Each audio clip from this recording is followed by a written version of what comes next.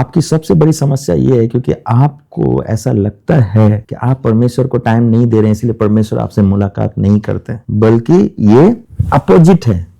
अगर आप परमेश्वर को टाइम नहीं दोगे ना तो परमेश्वर आपसे मुलाकात करने आएगा। आप उसके बेटे बेटियां हैं। जब आप गलती करते हैं तो वो आपके पास में आता है। तो आपकी गलतियां, आपका टाइम नहीं देना, ये हम टाइम, देखो आप समझो, देखो ये सब जो धारणा है ना, आप किसी भी धर्म में जाके देख लो, हमेशा हर एक धर्म यही बोलेगे, परमेश्वर को टाइम नहीं दोगे तो परमेश्वर भी तुमको टाइम नहीं देगा।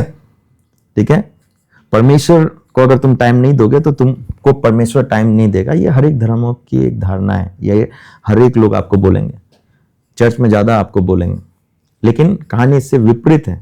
जैसे मैंने अभी बताया कि अगर मेरा बेटा मेरे पास में नहीं आता है तो मैं उसके पास में जाता हूँ, भाई क्या हो गया यार, है ना, मेरे से मिलने क्यों नहीं आ रहा है, मुझे तुमको आज किस करना है, मुझे तुमको हग करना है, कहाँ गए तुम। दिन भर अगर मैं कहीं बिजी है तो आते ही साथ में मैं उसको सबसे पहले खोजता हूँ, उसको गले लगाने के लिए। तो हमारा पिता भी ऐसा ही, अगर हम पिता के पास में नहीं जाना चाहते, पिता हमारे पास में आएगा। याद है वो कहानी जहां पर उसका बेटा बहुत दिन के बाद में आता है, वो चल कर आ रहा है लेकिन उसका पिता दौड़ कर उसको जाके गले लगा रहा है, उड़ाव पुत्र, राइट। सो आप जरा सोचिए क्यों उसका बाप उसके पास में गया उसको गले लगाने के लिए।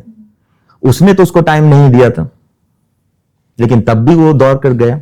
ऐसा नहीं है, जब आप उसको टाइम नहीं देते हैं, जब आपको सबसे आपको लगता है कि ये समय आपका सबसे अकेलापन का समय है, ये समय आपका सबसे कमजोरी का समय है, इस पल में आपको सबने छोड़ दिया है, वो समय ही है जब परमेश्वर आपको खोजता है, उसकी निगाहें आपको खोजती है, वो आपके पास में आना चाहता है।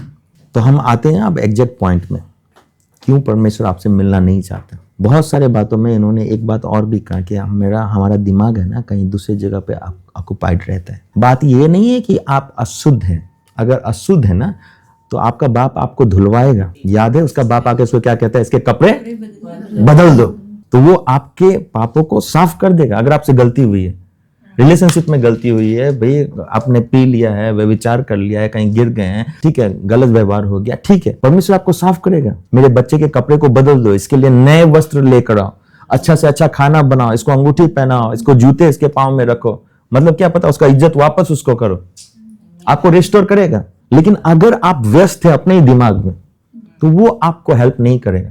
आप जानते हैं उड़ाव पुत्र अपने पिता को खोजते आया, उसका दिमाग पिता के पास में था कि मैं जाके माफी मांग लूंगा, ठीक है, लेकिन उसको माफी मांगने का मौका ही नहीं मिला। समझ रहे? इसका मतलब क्या है, आपका दिमाग पाप में ऑक्युपाइड नहीं होना चाहिए।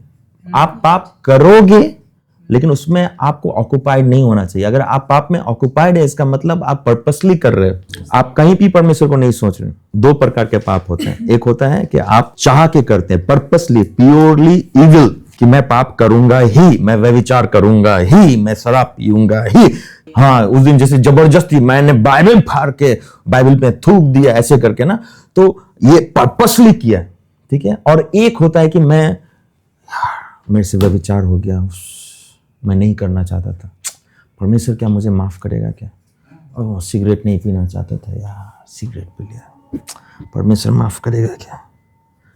इस परिस्थिति में वो हाथ बढ़ा के बोलना चाहता है, इतना क्या सोचता है भाई, मैं हूं ना, मैं हूं यहाँ पे तुम्हारे लिए मदद करने के लिए, तुम्हारे बस को, तुम्हारे कपड़ों को साफ करने के लिए मैं हूं यहाँ पर। तो आपसे परमेश्वर मिलना चाहता है इंडिविजुअली, जैसे मैं बैठकर आपसे बात कर रहा हूं वैसे परमेश्वर आप सबसे मिलकर बात करना चाहता है। लेकिन ये आपका एक सबसे बड़ा हिंड्रेंस है, आपका दिमाग बहुत बिजी है पाप में या पाप की बातों में। थोड़ा सा उसको मौका तो दो भैया, ये तो एटलीस्ट कम से कम, चलो अगर आप पाप कर रहे हैं, यंग लोग एक बात सुनो, अगर आपसे पाप हो रही है एटलीस्ट रिकॉग्नाइज तो करना सीखो यार कि मेरे से गलती हो रहा है प्रभु, मैं चाह के भी नहीं छोड़ पा रहा हूं। इतना बोलना सीख जाओ, फिर परमेश्वर का हाथ देखो आपको वहां से कैसे निकालता है। आपके ऊपर कोई कंडेमनेशन नहीं है, याद रखो, अगर आप परमेश्वर के पुत्र हैं आपके ऊपर कोई कंडेमनेशन नहीं है, परमेश्वर ने आपको माफ किया है, आपको परमेश्वर दोष नहीं लगा रहा है, पास्टर दोष लगा के क्या कर सकते हैं।